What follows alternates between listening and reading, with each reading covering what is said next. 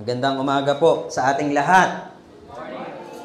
Tayo po ay nagpupuri sa Panginoon sapagkat may pagpapatuloy na po natin ang topic patungkol sa mga mother, sa mga mamshi.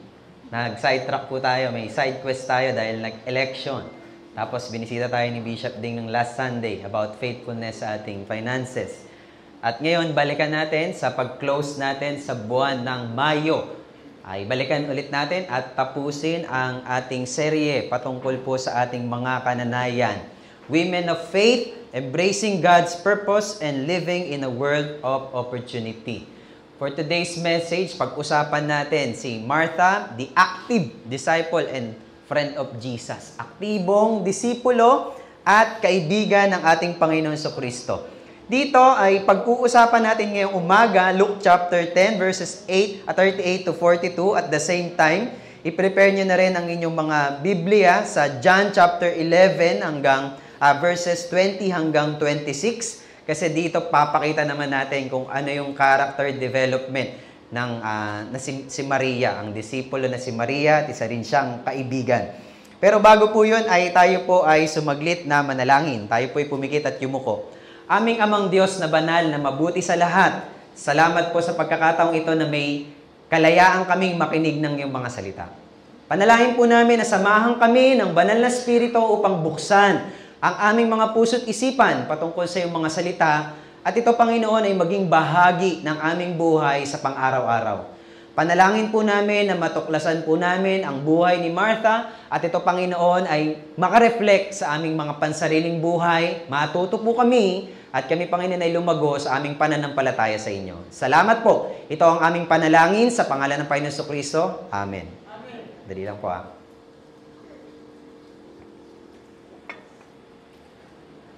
Pagpatuloy po natin ang usapan natin patungkol sa mga kananayan. Handa na po ba yung mga kananayan po natin? Kayo po ba ay nagkaroon na ng idea sa pag-uusapan natin sa umagang ito? Pero bagaman ito ay nakasentro sa mga kananayan, ay tayo din po bilang mga Kristiyano ay may matututunan din po tayo dito. Amen po? Tayo ngayon ay namubuhay sa mga huling araw. Kaya naman ang Panginoong Jesucristo ay tinalaga ang araw na ito para tayo maghanda sa ating buhay.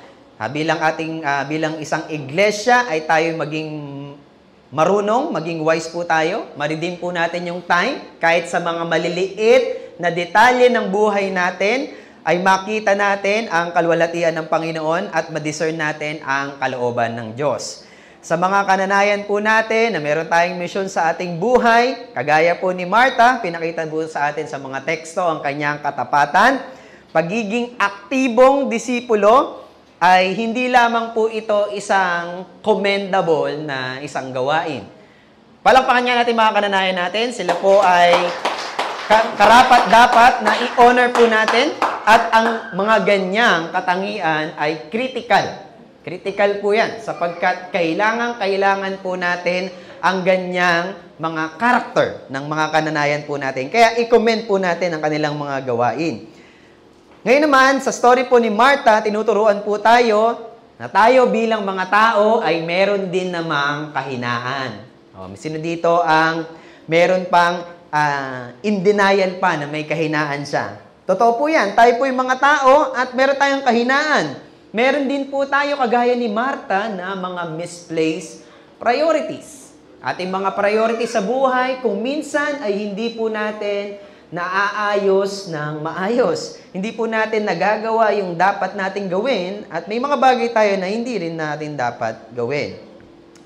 Ngayon naman po ay pag-usapan po natin yung pagkilos ng Diyos, yung pag-sanctify niya sa kanyang anak na si Martha. Gayun din po sa atin bilang mga anak niya.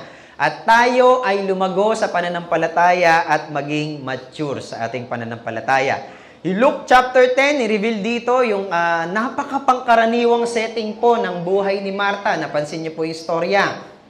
Sa tahanan po, bumisita ang Panginoon Jesucristo. Nakita niyo? Merong pakialam ang Panginoon Jesucristo sa mga normal na settings natin sa tahanan. Amen po ba? Nare-reveal din ito sa ating mga tahanan, kagaya ng nangyari sa buhay ni Martha. At dito si Martha, nakita natin ang kanyang hospitality.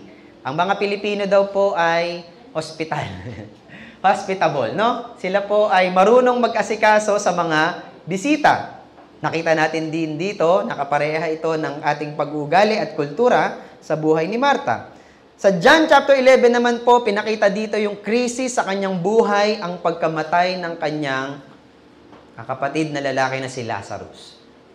Makita po natin, bilang mga mananampalataya, kagaya nito ay meron din po tayong mga struggles. May crisis tayo sa buhay at nire-reveal dito ni Lord ang kanyang kaluwalhatian sa stage ng buhay na meron tayong struggle at dito makikita ang ating spiritual growth. Mga teksto na ito ay hindi po ito contradicting sa character po ni Maria. Ni Martha po. Bagaman, siya po ay merong mga kahinaan, dito pa rin nakikita sa mga pangyayari sa kanyang buhay, ang journey ng kanyang pananampalataya. Totoong pananampalataya, walang pagpapaka-plastic. Talagang hayagan na bagong mananampalataya, may mga dapat pang ayusin sa kanyang buhay, pero ito humantong sa pananampalataya na matibay at paglago bilang isang disipulo ng Panginoon sa Kristo. Pag-usapan natin 3 punto para sa buhay ni Martha. Unang punto po natin, Martha's misplaced zeal, the struggle of a distracted disciple. Ayan na. Handa na po ba kayong usisain ang buhay ni Martha? Baka ngayon ay nasa isip na kayo, sino kaya itong Martha na ito sa aming church? Naghahanap na ba kayo kung sino yung Martha ng simbahan natin? Tara, basahin po natin. Makikita po natin dito yung order ng gusto ng Panginoon na mangyari sa ating buhay. Word of God is above our services. The Word of God is our priority above our services to God, above our ministry. Sabi dito sa Luke chapter 10, 41 to 42, Martha, Martha, nababalisa ka at abalang-abala sa maraming bagay. Ngunit iisa lamang ang talagang kailangan. Pinili ni Maria ang pinakamabuti at ito'y hindi aalisin sa kanya. Abalang-abala. Makikita po natin dito ang isang baby Christian, bagong mananampalataya. Ang mga kaganapan sa buhay ni Martha ay mapapansin po natin dito sa verse 38. Now, as they went on their way, Jesus entered a village and a woman named Martha welcomed him into her house. Pinatuloy ang Panginoon sa Kristo sa tahanan ni Martha. Mabuti po ba yung ginawa ni Martha na siya po ay nagpatuloy ng isang bisita sa kanyang tahanan? Napakabuti po nun. At tayo din po bilang mga abalang, mga nanay, ay talagang hindi po sila nauubusan ng trabaho sa kusina. Hello? Nagpe-prepare, abalang-abala. Imagine ninyo kapag bibisita po ang ating pangulo sa inyong tahanan, ano po ang gagawin nyo? Maghahanda po ba kayo? O dito na lang, medyo local tayo, local. Bibisita si Mayor Rufy Biason sa bahay po ninyo. Ano po ang gagawin ng nanay sa kanyang tahanan? Abalang-abala at balisa, no? Troubled ang kanyang damdamin. Ala, ano kaya ang paboritong ulam ni Mayor? Alam po ba ninyo ang paboritong ulam ni Mayor? Kaldereta daw po. Sinigang po? Sinigang daw po. Pagka bumisita si Mayor, maganda kayo ng sinigang. Sinigang pala ang paborito ni Mayor eh. Parang ganito po yung kaganapan noon. Pinapapatuloy niya ang Panginoon sa Kristo. Dapat maganda tayo. Dapat mag-serve tayo kasi kapit-kapitagan yung bisita po natin. Amen? Naghahanda. Abalang-abala, natatakot. Baka mapahiya tayo kapag hindi masarap ang ating luto. Ganyan po ang sitwasyon ni Martha. Pero meron ditong pagkakaiba sa buhay naman ni Mary. Si Mary, nung dumating ang Panginoon sa Kristo, dun sa kanilang tahanan, ay umupo at nakinig sa pag-preach ni Jesus. Ganun po yung nangyari. At pagkatapos, habang si Mary ay nakaupo at nakikinig kay Jesus, eto na si Martha. Sabing ganon, pwede ba natin i-flash yung verse 40? Si Martha naman ay balang-abala sa paghahanda, kaya lumapit siya kay Jesus at nagsabi, eto na, sabi, Panginoon, Baliwala po ba sa inyo na pinapabayaan ako ng kapatid kong maganda ng nag-iisa? Sabihan nga po ninyo siyang tulungan naman ako. Hello? Ayan na. Na-identify yun na po ba kung sino po sa ating mga pag-uugali ang kagaya po ni Marta? Ayan po, nakita po natin sa isang pagpapakita po ng isang alagad na meron pa pong dapat baguhin sa kanyang buhay. Most of the time, kapag po tayo ay kilos ng kilos sa loob ng church, ay nakikita na po natin yung mga iba nating kapatiran na hindi kumikilos. Sino pong walang ambag sa ating church? Taas ang kamay. Walang ambag. Bakit ganun, Panginoon? Parang ganun yung sinasabi dyan eh. Ako ay gawa ng gawa dito ng gawain, samantalang iba naming kapatiran dyan, walang ginagawa. Shout out dyan sa mga kabataan, mga kapatid po natin dyan, na walang ambag po sa ating church, sa ating ministeryo. Pero po bang ganun po sa atin? Pero dito po, pinapakita po sa atin ng Panginoon Kristo. Sinasaway po si Marta dito eh. Sabi, Marta, Marta, nababalisa ka. Ayan, sabi dyan dito. At abalang-abala sa maraming bagay, ngunit iisa lamang ang talagang kailangan. Pinili ni Maria ang pinakamabuti at ito'y hindi aalisin sa kanya. Napakabuti po ng ating Panginoon. Akala niyo po ba ang Panginoon ay meron lamang pong kagustuhan sa malalaking bagay sa buhay po natin? Most of the time, we are focused dun sa mga bigger things sa buhay po natin. Ito yung dapat na ma-accomplish ko sa buhay ko. Ito yung pangarap ko. Dapat yun yung maabot ko. Pero alam niyo po ba, ang Panginoon Kristo ay may pakialam. Kahit sa maliliit na bahagi ng buhay natin bilang mga anak niya at Kristiyano. Hello? Gusto lang po natin yung mga malalaking bagay. Pero ang Panginoon Kristo pinapakita dito, kahit yung mga kaunting dapat i-adjust sa mga pag-uugali po natin ay may pakialam ang Panginoon. Amen? Kaya nararapat po sa ating pong pag-aaral po ngayon, tayo po ay magrebisa ng ating buhay. Baka inaakala po natin, maliit lang naman yun, maiintindihan ako ng kapatiran namin. Kahit po maliliit na adjustment yung mga mukha natin pag inuutusan tayo.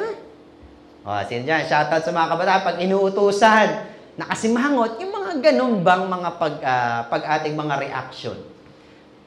Tingnan nyo dito, meron pang oras ang Panginoon para i-confront yung ating attitude, yung attitude ni Marta. Amen? Kita nyo dito, may pake ang Panginoon kahit sa maliit na bagay. Isang pag-uulit ng pangalan ni Marta, sabi dyan, no? Nakita nyo yung genuine concern ng Panginoon? Kilala niya si Marta eh. O kilala ka ng Panginoon, wala kang maitatanggi. Amen?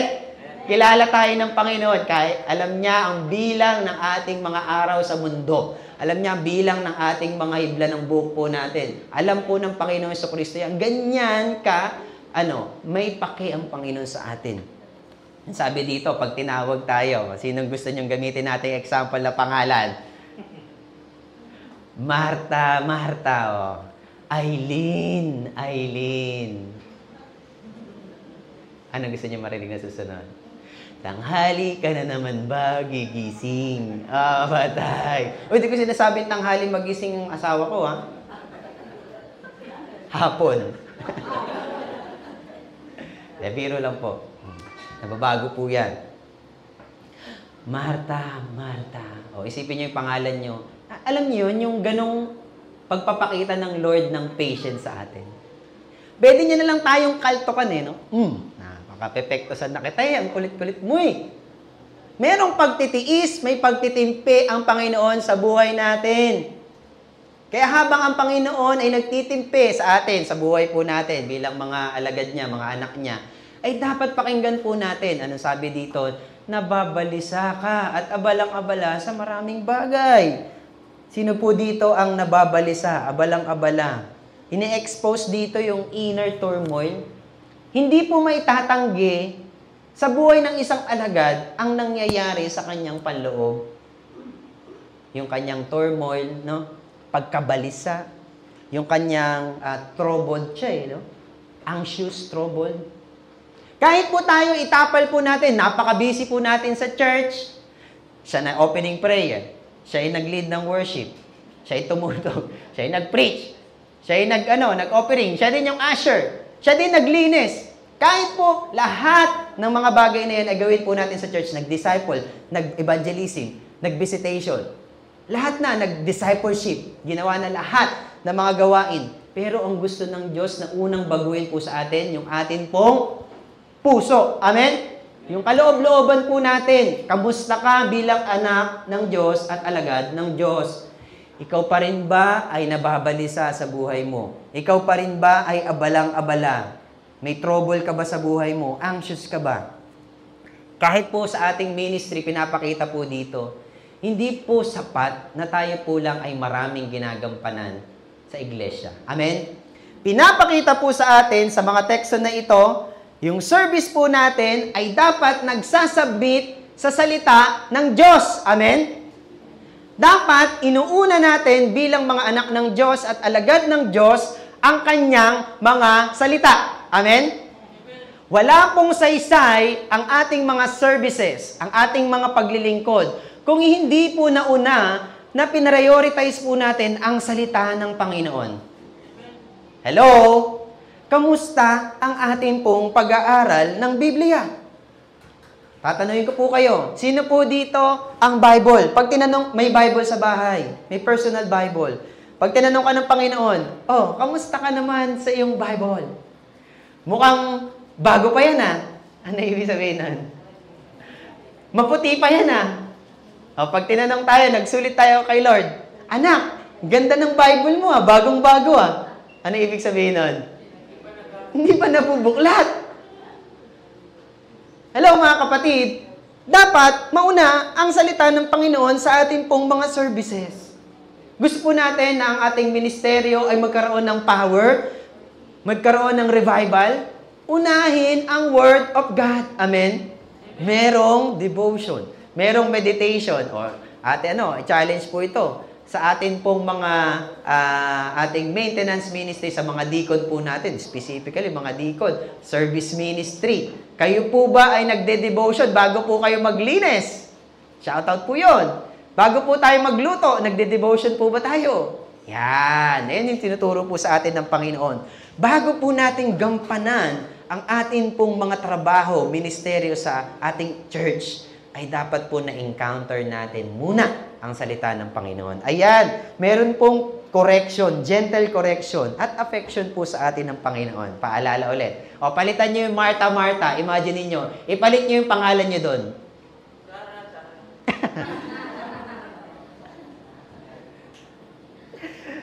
Hindi ko pala sinabi na huwag nyo nang lakasan, sorry. Yung deacon o may service, dapat ito ay nagsasubmit sa Word of God. Yan yung order po ng priority po natin. Priority mo ba ang Word of God? Bago pumasok sa school, Word of God. Amen? Bago magtrabaho, kaya mainit ang ulo, hindi pa pala nag-Word of God. Diba? Parang parang advertisement lang, Matamlay sa trabaho, pagod ka na naman ba? Salita ng Diyos. Hindi extra Diyos, Salita ng Diyos, ang kailangan mo. Di ba? 1 tablet a day. Ikaw ay magkakaroon ng energy kakaiba. Panis. Mababalisa. Dapat ang order ng priority, Word of God muna. Kinumend ni Lord si Mary. Hindi dahil masama ang naglilingkod. Diba? Nakita natin dito, may comparison si Lord. Favorite niya si Mary. Kasi nakinig siya. Hindi naman sinasaway ni Lord. Pagpatuloy niyo po yung services. Amen? Baka sasamahin loob niya, yoko na nga mag-serve, sinasaway kami ni Pastor, dinaan pa sa pulpito yung pananaway. Ano ba naman yan? Hindi na lang sinabi sa akin. Hindi ko naman po kasalanan na ito po yung pag-uusapan natin Huwag po kayo sa akin magalit. Ito po ay totoo. Hindi po natin sinasaway na huwag niyo pong ipagpatuloy yung service. Ipagpatuloy niyo po. Amen? Tuloy niyo po yan, yung paglilingkod po natin. Pero, mauuna po na nakikinig muna tayo sa salita ng Panginoon. Amen? Yan po yung napaka-importante. Tayo po ay dapat mag-reflect sa ating mga buhay na yung worship ay integrated sa buhay po natin. Akala ba natin ng worship ay every Sunday lang? Dapat ito ay gagabayan ng salita ng Panginoon bawat araw. Hindi po nagugutom yung mga spiritual na buhay po natin. Kaya ba natin hindi kumain sa isang araw? Kaya. Isang taon, kaya nyo hindi. O, di ba? Hindi tayo mabubuhay nang wala po tayong sustansya sa ating katawan. Ganon din po sa ating spiritual na buhay. Kailangan po natin ang salita ng Panginoon. Kahit na po tayo may intention tayo, napakabuti ng intention natin. Gusto ko mapayaman yung church natin. Kaya ang sipag-sipag ko. Gusto ko talaga tayo umunlad. Gusto ko gumanda yung church natin. Kaya talaga wala akong panahon umupo para makinig ng salita ng Panginoon. Maglilinis lang ako. Hindi po. May priority po talaga tayong dapat nating unahin. Kahit napakaganda ng intention natin, kailangan mag-submit pa rin ang ating mga flesh, ang ating katawan, sa atin pong salita ng Panginoon. At maging sufficient po ang Panginoon sa Kristo sa ating buhay. Si Martha ay hindi naman ni-rebuke sa kanyang service, no, sa pagsaserve po niya. Pero dito ay pinakita ng Panginoon na dapat mahayag muna ang Panginoon sa Kristo sa kanyang buhay. Maraming mga Kristiyano ngayon, especially sa mga kananayan po natin, ay sila po ay nagiging overcommitted sa atin pong church. Sobra yung ating commitment sa ating church, pero spiritually dry. Meron po bang ganon sa atin? Hindi lang naman mga kananayan. O overly committed po tayo sa youth ministry, sa WOW, Young Adults, sa praise and worship team, sa mga katatayan, mga finance, sa maintenance, lahat po ng yan, bawat ministry po natin, baka tayo ay too much tayo nagko-commit at tayo naman po ay walang posture ng deep at doctrinal devotion sa ating buhay. O, di ba? Dito po, sa buhay po natin, na punong-puno po tayo ng performance-based, no? O, bakit mo ginagalingan sa school? Kasi gusto kong matalo yung top 1. Meron bang ganun dito? Insecure ako sa kanya, hindi ako magpapatalo. Mas matalino ako sa kanya, kaya mas gagalingan ko. O, di ba? Kaya ginagalingan sa school kasi may competition. Ganyan yung mundo natin no? Pinapatunayan lagi natin yung sarili natin. O, sa mga shoutout sa mga nagtatrabaho, gusto ko ng malaking sahod at promotion, gagalingan ko. Di ba? Performance-based. Nasusukat ang ating mga ginagawa based on sa ating performance. Nasusukat yung buhay natin. Nakikita natin yung self-worth natin kapag maayos yung performance natin. Pero dito ay na-humble po tayo ng Panginoon. Dapat matrain tayo na tayo ay nagsusoak sa Word of God. Amen? Nagbababad po tayo sa salita ng Panginoon. Amen? Amen. Which leads us sa ating pangalawang punto, Martha's growing faith, the confession of a tested disciple. O dyan, talon tayo sa John chapter 11, verses 20 hanggang 26. O, John, Matthew, Mark, Luke, John, chapter 11, verses 20 hanggang 26. Ano mababasa po natin dyan? Dito naman po makikita natin ang tagpo ng pagbabago ng buhay ni Martha. So when Martha heard that Jesus was coming, she went and met him, but Mary remained seated in the house. Martha said to Jesus, Lord, if you had been here, my brother would not have died. But even now, I know that whatever you ask from God, God will give you. Jesus said to her, your brother will rise again. Martha said to him, I know that he will rise again in the resurrection on the last day. Jesus said to her, I am the resurrection and the life. Whoever believes in me, though he die, yet shall he live. And everyone who lives and believes in me shall never die. Do you believe this? She said to him, Yes, Lord, I believe that you are the Christ, the Son of God, who is coming into the world. Wow! Napakagandang character development po nito. Nanggaling sa isang baby Christian na palaging ang ginagawa ay troubled, maraming anxiety sa buhay, anxious sa buhay. At abalang-abala sa kung ano isipin ng ibang tao. At abalang-abala sa pagbibilang ng trabaho niya sa ministeryo ng Panginoon. Nakuha po natin dito. And yet, dito nakita natin ang pagiging totoong disciple ni Martha. Nag-grow siya sa pananampalataya. Alam niyo yung mga testing, yung mga trials po sa ating buhay, normal po yan sa buhay ng mga tao. Tama po? Lahat po tayo may pinagdadaanan sa buhay. At dito, tines si Martha. Namatay po ang kanyang kapatid na lalaki. Ang pangalan po niya ay si Lazaro. Sino po dito namatayan na po ng mahal sa buhay? Malungkot po yun. Hindi po natin ma-describe. Bagaman ang iba sa atin na hindi pa nakakaranas na may namatayan po tayo ng mahal sa buhay. Meron din po kayong mga struggles na dito ay nare-refine ang inyong pananampalataya. Na dati, ikaw itong reklamador sa ministry. Ang tigas ng mukha ni Martha no? Bakit? Inutusan pa niya si Jesus Pwede bang sabihan mo si Maria? Natulungan man lang ako dito sa gawain ko dito. Inutusan pa si Lord, no? Baka may mga prayer pa kayong ganyan. Lord, sana po, utusan mo siya na magbago na siya. Wow, antindi, no? Inuutusan mo na magbago yung ibang tao. Kaysa tayo ay isipin natin, Lord, baguhin mo ako. Anong mas maganda doon? Siyempre, mas maganda yung baguhin ng ibang tao para medyo dramatic.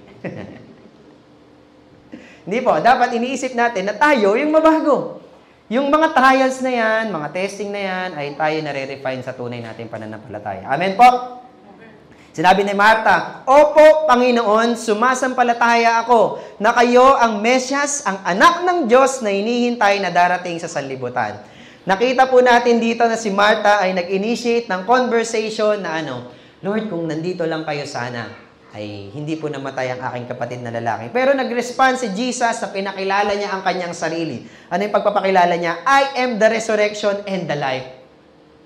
Si Jesus Christ ang resurrection at ang buhay. Makikita po natin yung development ng buhay ni Martha, yung character development niya. Isang nanay na abalang-abala, ang iniisip lang ay mga gawain sa ministry. And dito ngayon, nagkakaroon na ng deep encounter sa Word of God. Amen?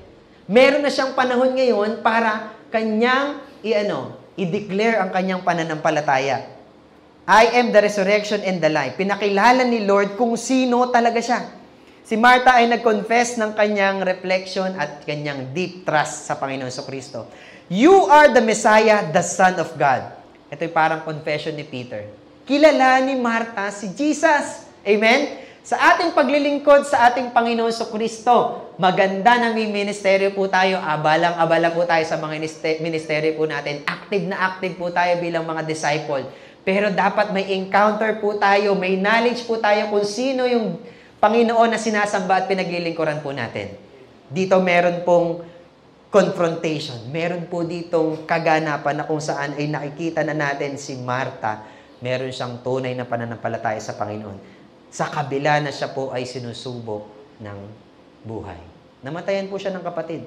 Pero may confession ng true faith sa Panginoon Kristo.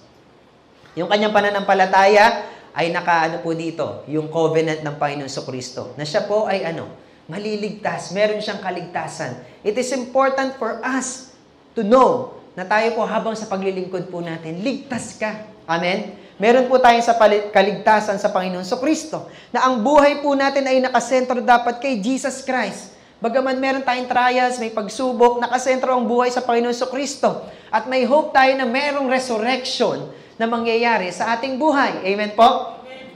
Tayo po abalang-abala. Gusto natin maging matagumpay sa buhay. Pero dapat alam din po natin na kahit sa katapusan ng buhay natin na ito, meron po tayong pag-asa ng muling pagkabuhay sa Panginoon Kristo. Amen? Hindi ba dapat natin yun? Pasalamatan natin ng Panginoon doon?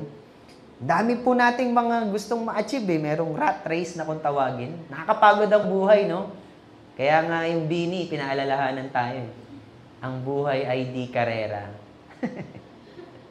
Kasi rat race gusto natin talaga ma-prove yung sarili natin No? Pero meron po tayong pag-asa. Kahit po natin di nga ma-achieve. Meron na tayong hope na merong resurrection, may salvation. Amen? Pero hindi ko sinasabing huwag niyo ipagpatuloy. Pero masama po yung na video karera. Huwag niyo pong gawin yan. Huwag po tayo magsusugal. Yung passage po na ito, pinupoint po sa atin in Christ alone. Amen? Sa buhay natin, si Kristo lang sapat na. Amen? Meron tayong pinagdadaanan, si Kristo sapat sa buhay natin. Meron po tayong pinagdadaanan sa buhay, pananampalataya sa Panginoon Kristo sapat na. Amen? By faith alone, in Christ alone, makakayanan po natin. Merong salvation, may pag-asa, through faith, sa pamamagitan po ng Panginoon Kristo, tinuturo po yan sa ating buhay. Kaya yung pananampalataya po natin, hindi lang po yan, emotion lang po yan. Na na-feel lang po natin, naligtas na ako nung nag-accept ako sa Panginoon Kristo. Dapat po yan, enduring. Alam niyo po yung enduring na word? Hindi po yan yung conjuring Enduring, ibig sabihin, nagtatagal. Long-lasting. Parang ever-ready energizer lang pala, Nagtatagal, walang hanggan. Enduring po dapat ang atin pong pananampalataya. Hindi lang siya emotional state na kailangan po tayong mag-pray, na kung saan nandito po may altar call. Hindi lamang po dyan yan sa nakabase sa emotional po natin. Kapag may camp na naman po tayo, on fire na naman yung mga kabataan. Masaya po yan. Gusto ko po yan. Amen? Pero dapat meron pa rin tayong encounter. Hindi lamang po merely emotional na hope yung meron po sa atin, but rather enduring. Amen? Kaya na, magka-camp na po tayo. Matatapos ang youth camp na nag-stay ang 28 campers. Amen? Wow! Amen. Palakpakan natin ng Panginoon. Nag-amen sila. Enduring. Nakukuha po natin, pang matagalan na pala to. Iko-commit ko na yung buhay ko. Hindi lamang siya emotional state na ako ay na-refresh, ako ay na-anoint ng Panginoon. Full na naman ako, on fire na naman ako. Hindi. Yung pananampalataya tinutukoy po dito, gaya ni Martha. Kahit na sinubok na siya ng pagkakataon, siya ay may pagsubok, namatayan siya ng kapatid, siya ay nagpapatuloy sa pananampalataya. Dapat po tayo, di ba? Tayo pong lahat ay maalam sa doktrina, sa salita ng Diyos. Amen? Pag tinanong po tayo, alam po natin ang ating isasagot sa ating pananampalataya. Amen po ba? Ating Diyos po ay sinasamba po natin isang Diyos, 3 persona kapag tinatanong po tayo dyan. Hindi po tayo nadadaya ng mga ibang paniniwala po natin dyan sa paligid. Alam din po natin, dapat po tayo maalam sa salita ng Diyos. Kaya dapat nga mauna yun pinapaalalahanan si Martha. Grounded tayo sa doktrina at ready tayong mag-confess na ang Panginoon Kristo ang ating tagapagligtas sa gitna ng ating paghihirap. Sa mga moments ng buhay natin, nagdududa tayo, merong delay, tayo po ay mag-cling sa promise ng Panginoon. Alam mo ba na anak ka ng Diyos? May pangako ang Panginoon sa iyo. Pinag-usapan na natin last Sunday yan sabi ni Bishop Ding Diba? Yung covenant. Alam niyo po ba yung covenant? Tipan. May pagtipan. Meron pong kontrata. Kung pinakamalapit na translation, marriage contract. Diba? Wala na pong atrasan po yan. Alam niyo po, ang Panginoon Kristo, siya ay may covenant para sa ating buhay. Napaka-unfair po para sa Kanya. Dinescribe po yung covenant at yung characteristic ng Panginoon sa ating buhay. Alam niyo po yung word na Hesed. I-spell po natin. H-E-S-S-E-D, Hesed. Ibig sabihin ng Hesed, steadfast love of the Lord. Ano ibig sabihin ng steadfast love of the Lord? Pagtapat ka, mahal ka ng Panginoon. Amen? Amen ba? Parang ayaw niyo maging tapat Huwag kayong mag-alala. Kahit hindi ka tapat, mahal ka ng Panginoon. Amen? Amen. Wow! Di ba? Hesed love. Talagang steadfast yung pag-ibig ng Panginoon. Dahil sinabi niya, He is a promise-keeping God. Kahit palpak tayo, tingnan mo ngayon katabi mo ka ba palpak? Palpak na naman. Talo na naman. Ano ba yun? Wala naman tayong mga maayos na ginagawa sa buhay natin. Tingnan mo ulit yung katabi mo. Mahal ako ni Lord. Sabihin mo. Kahit ganito ako, sabihin mo. Kahit ganito ako, mahal ako ni Lord. Mahal tayo ng Panginoon. May covenant ng Panginoon, nangako ang Diyos. Amen? Sinungaling ba ang Diyos? Hindi. Siya ay nakikip ng kanyang pangako. Gaya ni Martha. O, di ba? Sarpekto sa ni Martha, no? Kakainis yung ugali. Pero nakita natin, sa gitna ng pagsubok, wow, nagbago na. Blooming Sabi nga yung bloom where you are planted. Naks, ang labit ng mga kananayan Talagang connected dun sa preaching natin ngayon Bloom where you are planted. Kaya pala sila sila pala yung mga blooms. Wow! Kaya pala buhay ay di karera. Alam na alam pala nila yun.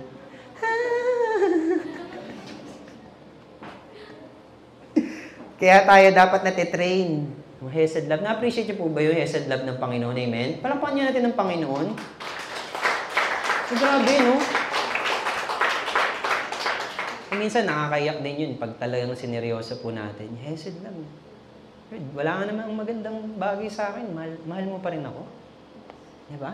Pangako ng Diyos yan Inari ka niyang anak Amen? Kaya tayo bilang mga leaders, mga pastor, train po natin yung bawat isa. Na tayo, kaya nating articulate yung Word of God, di ba? Amen? Ilang books of the Bible sa Bible? Ang Bible ay nahati sa dalawa. Ano yun? Di ba? Ano ang first 5 books ng Bible? Anong tawag doon? Patay. Ano ang gospel books? Alam ba natin yun? Patay tayo dyan. Yan, alam nyo na yan. Dapat alam po natin yung ating pananampalataya. Amen?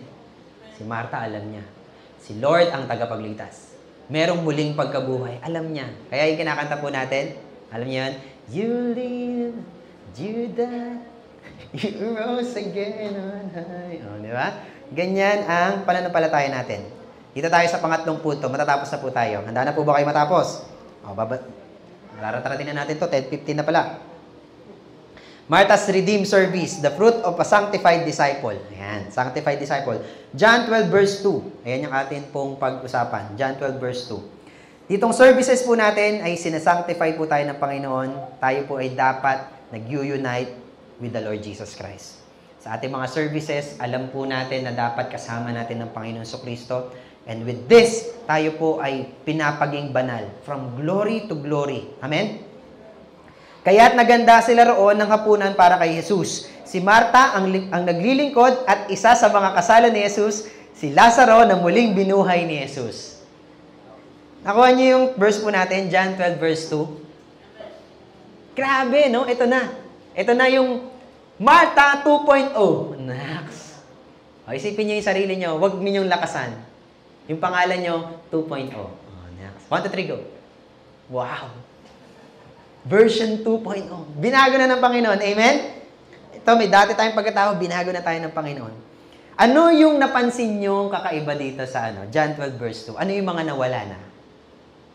Sabi, kaya't naghanda sila roon ng hapunan para kay Jesus. Si Martha ang naglilingkod at isa sa mga kasala ni Jesus, si Lazaro na muling binuhay ni Jesus. Ano na yung nawala dun sa Lucas chapter 10 verses 38 hanggang 42? Yung dating Martha na ano yung nawala? Abalang-abala at balisa. At reklamador na wala na yung Martang reklamador. Hello? Amen? At dapat sa ating buhay, mawala na yung version natin na laging nagre-reklamo sa Diyos. Hello? Sino dito pa naireklamo sa buhay? Shoutout po sa atin. Madami po tayong reklamo sa buhay. Tingnan nyo. Gayahin po natin si Martha. Ito din yung gagawin sa atin ng Panginoon.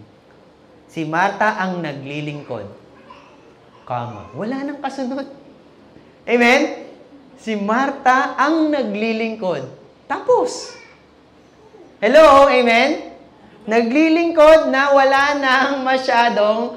na talagang reklamo. Hello? Wala nang, anxiety. Hindi na siya anxious. Hindi na siya troubled. Nawa po, ganun po yung mangyari din po sa ating mga buhay. Si Martha ay nakita na naglilingkod pa rin, pero ngayon siya po ay tahimik na lang. Si Martha ay tahimik. Parang si Mark lang, no? Tahimik lang din. At siya ay kontento sa kanyang paglilingkod. Amen? Tahimik at kontento na naglilingkod sa Diyos. Amen? Ako bilang binago ng Diyos ay dapat tahimik at kontento na naglilingkod sa Panginoon. Kagaya ni Martha. Kagaya na rin siguro ni Mark. Binago na rin siya. Wala na siyang bakas ng anxiety, ang frustration. Ang kanyang mga actions ngayon ay na-shape na ng pananampalataya niya dahil nauunawaan na niya ang pananampalataya kay Kristo. Amen? Nakafocus sa Kanya. In Christ alone, by faith alone tayo. Amen? Hindi tayo nakatingin sa mga tao pag naglilingkod tayo sa Panginoon. Siya bilang isang deaconess siya, no? Diakono. Shoutout pala, no? Tayo po ay hiring ng deacon.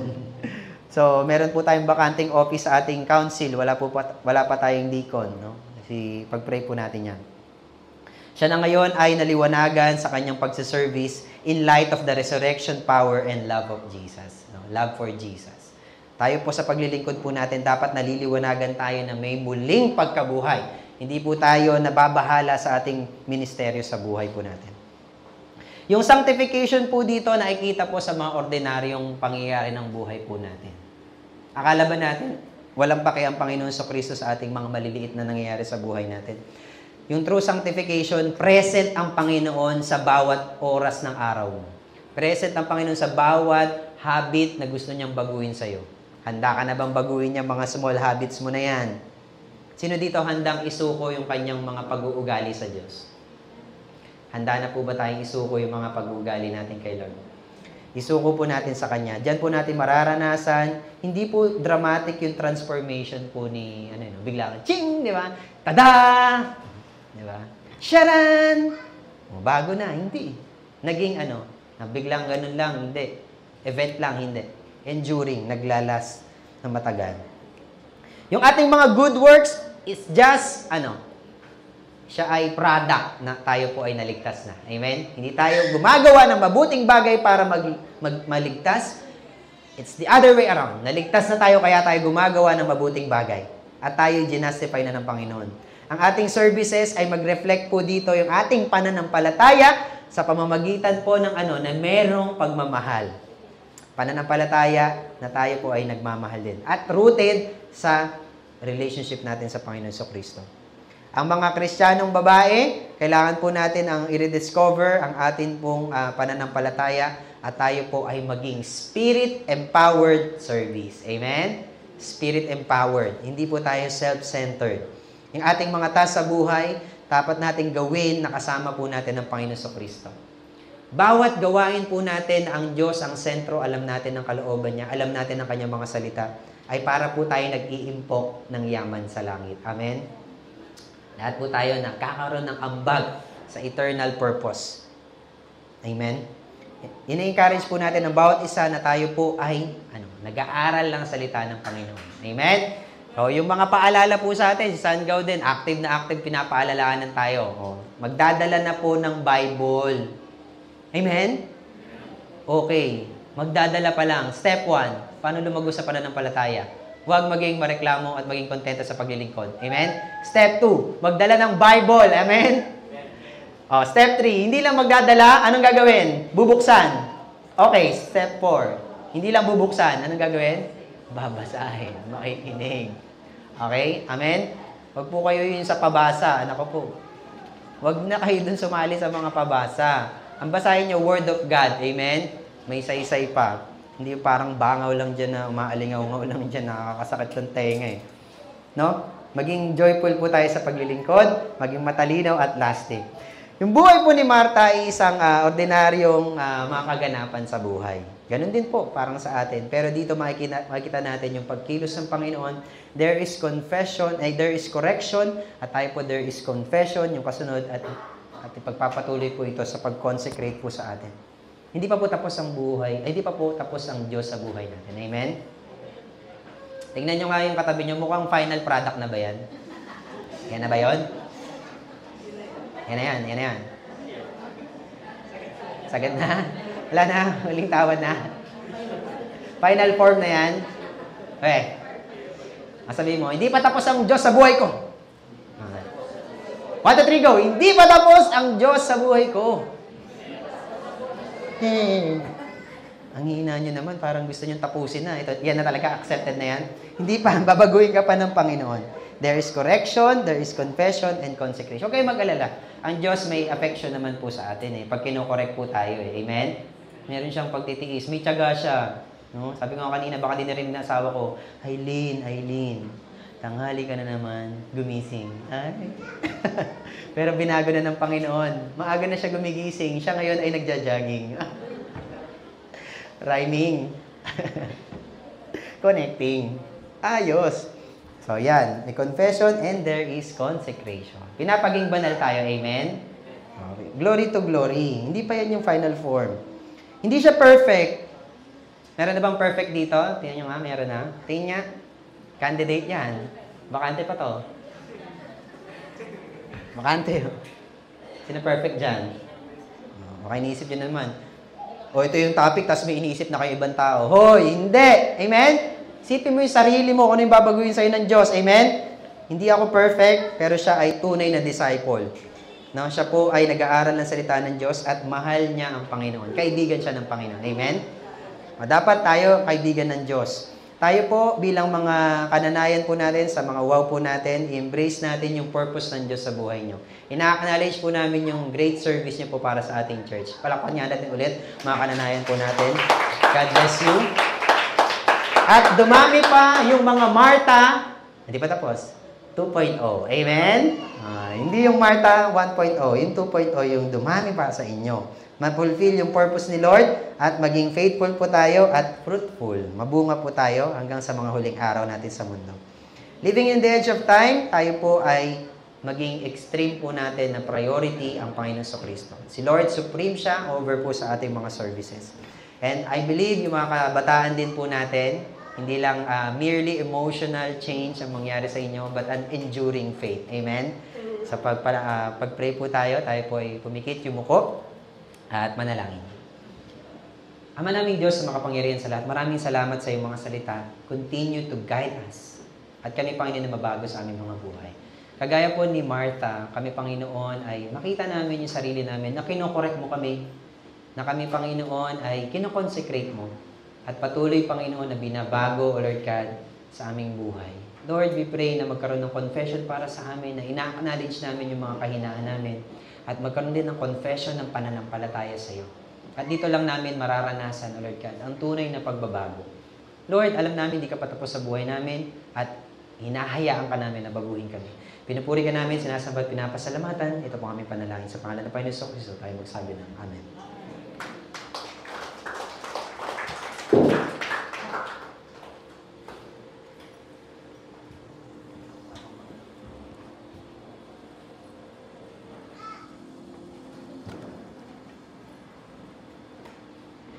Salamat po, Pastor JP, sa mensahe. Salamat din sa Panginoon sa napakagandang mensahe. Ngayon naman po ay dadako po tayo sa isa pa pong bahagi ng ating pagsamba, ang pagbibigay po. Pero bago po yun ay sama-sama po natin basahin ang Ako'y Isang Katiwala. Ngayon na po. Ang langit at lupa ay sa Panginoon, at lahat ng narito, lahat ng bagay may buhay man o wala ay Kanya. Kilala ko na siya ang may-ari ng aking buhay, ng aking sambahayan at lahat ng aking tinatangkilik. Pati na ang yaman at talino upang kumita ng yaman at salapi. Balang araw, ako ay mananagot sa Kanya sa lahat ng mga bagay na Kanyang ipinagkatiwala. Ngayon, buong puso ko kong ibinabalik ang aking ikapu at kusang ulo